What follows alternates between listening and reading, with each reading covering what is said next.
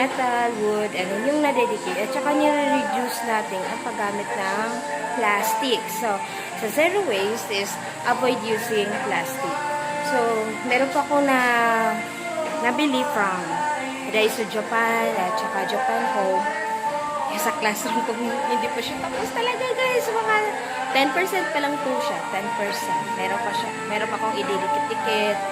Meron pa kasing guidelines na hindi na siyang OA na classroom guys. So, kasi makikita ko sa mga posts. Bago pa yung bulletin namin. Diyan ilalagay yung information board. Class achievers, lahat ng mga announcements, reminders, birthdays, cleaners, and officers. Yan, dyan. Ito yung attendance chart ko. Isusulat na ng whiteboard po siya. Then, may marker. Yan yung speech. Ito yung tables na binigay ng deped national. Meron na rin siya mga books. Complete yung books ng grade 5 guys. Yan, mga 2 years na siya dyan, hindi ko pinapalitan. Mga 2 years na siya dyan. Ito yung electric fan na hindi ko pa nagamit. Project ito ng last year PTA, grade 5 PTA. Kasi walang extension wire. Nakalambitin lang siya dyan. Bumili ako ng extension wire para pang ano doon. Yan lang. Kasi yung outlet namin is isa lang. Oo. Isa lang siya guys. Hanapan na lang siya ng paraan. Okay, as of now, kasi may sobrang ng table. Yung demo teacher's table ko kasi is sira na. So, may sobra din sa desk ng mga pupils ko. Yan. Nilagay ko siya dyan. Sa mga teachers na papasok ng ibang subject. Yan. As napapansin nyo guys, wala pa talagang laman dyan sa taas-taas. Kasi tinatanggal ko yung mga luma dyan. Classroom rules dyan nakadikit last time. Ngayon, iba na. Yung science paratos ko, personality corner. Yan guys. Yan lang talaga. Itong outlet na to, pag pinaandar ko yung electric fan, yan. Patay din yung ilaw. Ayan. Ganyan lang ka. Ito po yung magulo pang reading corner ko guys. Ayan, deped form rocks. Ayan, pinagtatanggal-tanggal ko pa yung mga ano dyan. Reading corner ko daw to. Ito yung tira-tirang textbooks. Kasi last year, grade 5 ko is 43. Ngayon, 34 lang sila. Ito yung kay Psyche pa na recyclable, yung pinanglaban niya sa Mr. and Mr. Yung globe. Ito yung mga remembrance ng last grade 6 ko. Yung 3D solar system. Ito naman yung cortina na project ng Mr. and Miss Earth ko last year. Kina Aisha at Bond. Ito yung science materials cabinet. Ayan na po. Ito naman yung sa feeding area. Yan. Sa loob nito, dyan yung cups, dishwashing liquid, then yung kaldero. Ayan yung tawag natin dito. Hindi na siya magagamit ngayon kasi pinatutupad ko yung zero waste collection dito sa PB1ES. Kaya yung basura ko uwi ko. Kaya wala na siya guys. Ang maiiwan lang po dito is yung tawag nito, mga biodegradable, yung mga tira-tirang pagkain, mga ganon. Gagawin namin siyang compost.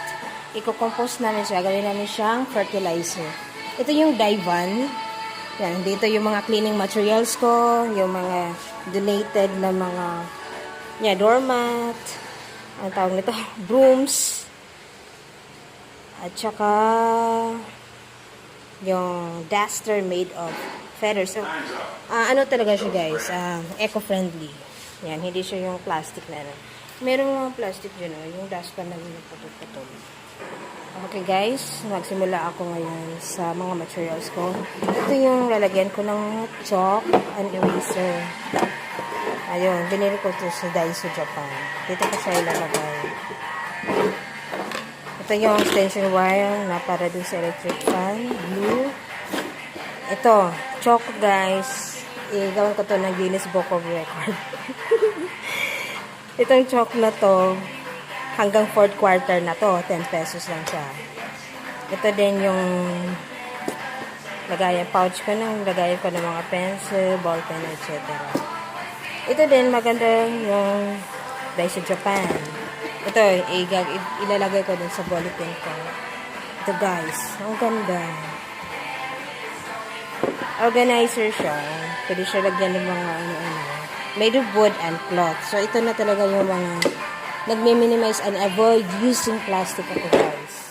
Ito, basket ko for groupings. Ito, naghanap talaga ako kung saan nito just for my 7S purposes. So, organizing my files, just like mga ancillary ko. So, maraming ancillary ko. Marami din akong ilalagay dito.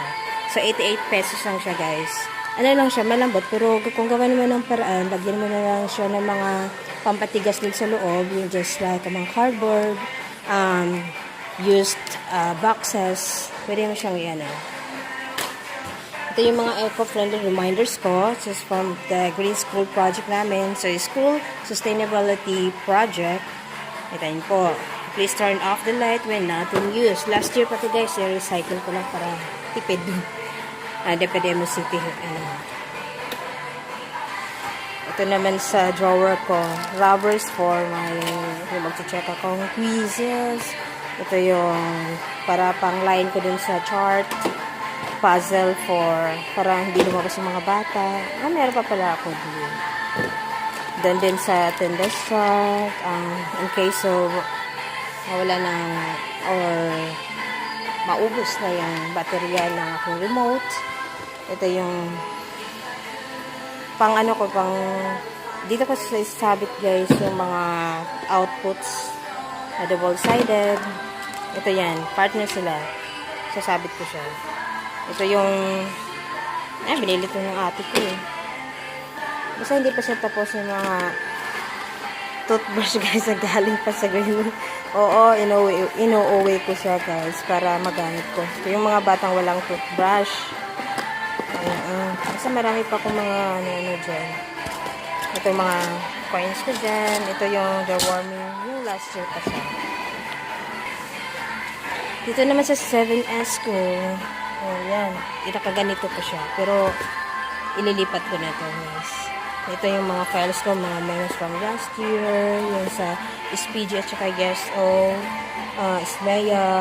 Green School. Ito naman yung mga hindi pa ginagamit na Ito mga accessory pero i-recycle. Ayan yung mga nakatagong wax, sponge and dishwashing. Bond papers and mga denomination, first aid kit and medical kit. Yan na po guys. Didikitan ko siya dyan mamaya. Kung ano-ano yung sa badminton ko last year. Ito yung sa DLL ko. Form 137, 138, RPMS manual. Teacher's Guide, ESP, tsaka Science. Kasi ESP and Science na yung hinawakan ko.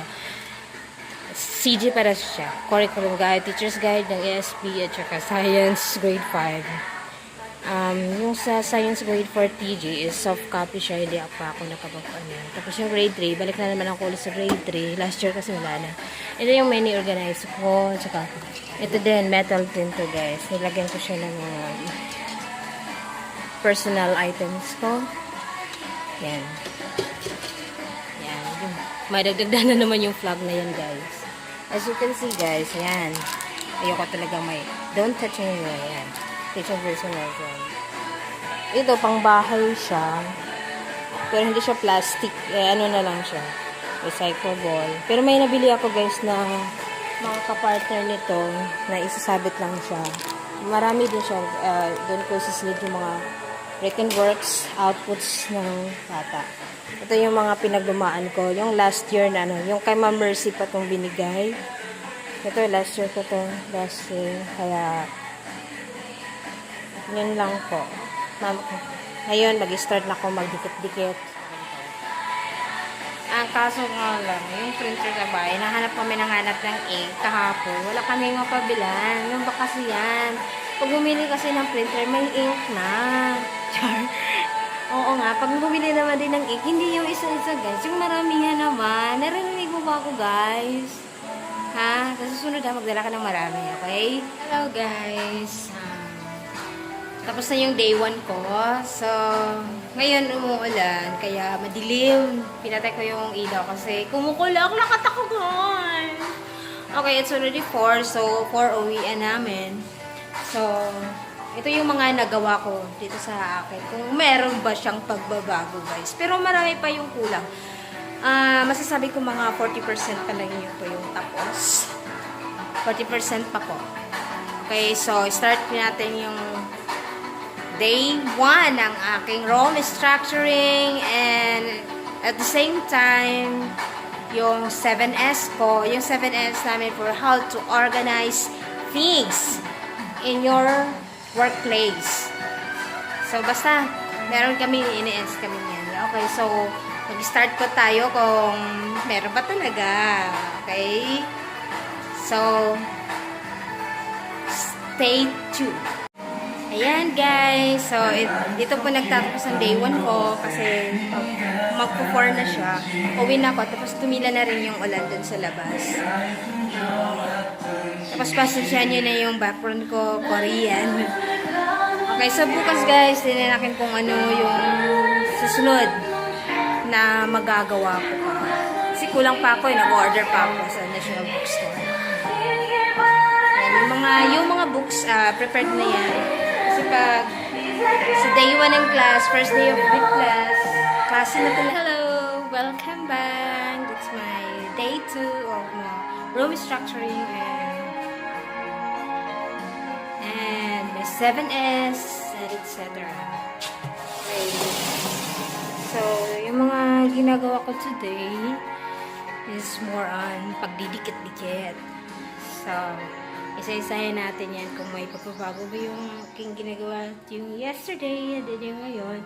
So, parang hindi ko pa talaga tapos yung 7S kasi dun sa faculty room. My room structuring with the 7S methods and zero waste lifestyle. So, bukas is yung opening ng klase. I am ready. Oh, I'm not. So, yan, hindi pa talaga ako. So, ngayon po siya tatapusin, guys. Yung konti lang, may mga ano na lang, mga minor lang naman. Pwede mo nga na hindi na idikit eh. Joke lang. So, ito po yung classroom ko. Sana classroom ko. So, ewan ko lang kung okay na ba. So, pag-uwi ko sa bahay, guys, focus naman ako more on kailan namin bukas yung DLM, yung slide deck, presentation namin. So, kasi 5 yung subject ko. So, 5 yung DLM, 5 yung presentation. Welcome to grade 5. So, ito, last year pa to. Kaya, tipid lang muna. Okay, ito yung list for tomorrow, yung mga initial enroll is grade 5, and then yung table arrangement, yung iba dyan, hindi pa kasi wala pa akong card. Yes, dito naman sa door ko, ayan po yung nakapaskil na welcome to grade. Papel lang siya, bukas wala na rin yan. Teachers program, class program. Dahil mahigpit ang aming 7S coordinator, yan, meron ako nakapaskil dyan about cleaning. Ito naman sa Green School program, so ako yung coordinator dyan. Ito yung binili ko to, expression, takakami. 7S pa rin yan, part of 7S. Dapat yung mga file mo, forward dyan. Paano yan? So, kasi pag hindi mo na kailangan, tapon mo na. Yan lang siya. Ito. Nili ko. Ito, metal, pwede yung plastic. Nili ko. Lagay ng chalk, correction tape. Personal. Profession. Yung sarap talaga ng kamote, guys. Okay, ito talaga, bumawi ako ngayon, this year. Kasi last year, wala akong reading corner. Wala talaga. Kasi nung hinanapan ko, wala lang. Ito lang yung nakadikit last year. Ito, meron na siya. Yan. Pinagandaan ko talaga yan. Kapag dito naman sa cover ng dilatanan siya, register. Personal lang siya, guys. Kasi, ayan, pumunta kasi sa road dyan, kaya proud to be islander. Diyan yung deped bros. Kasi sabi nila, guys, ang sabi kasi ni President, tatanggalin na yung mukha niya. Yan, tatanggalin na yan. Gusto ko papalitan daw ng mukha ng mga bayani. So, ganyan ka-humble yung President natin, guys. Guys, ito naman, part of 7S pa rin siya.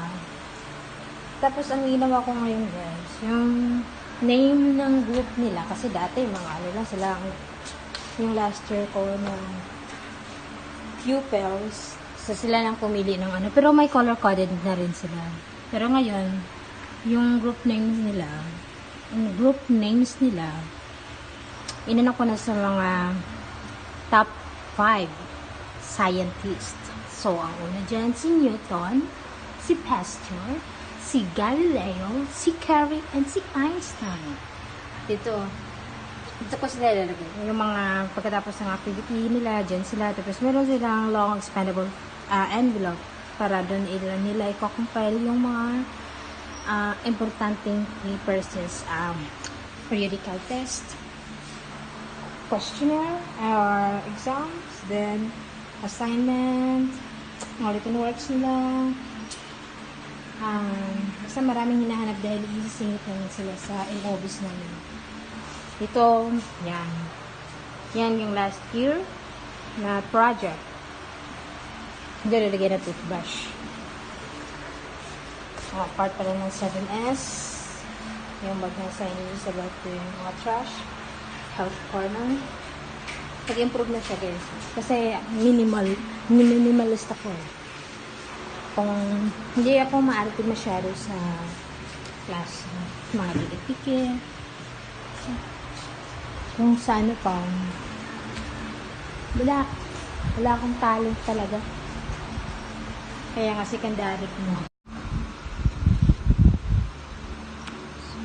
So, the next family, thank you so much for this delicious kamodikyu. Kaya na ako hindi nakakain ito. Yung nasa likod ko, yung deped slogan, kasi vision totoo at makatao bilang emosenyo ang panalo. One vision, one heart, one direction for bidang emosenyo. Buhay! Yeah! Ganon.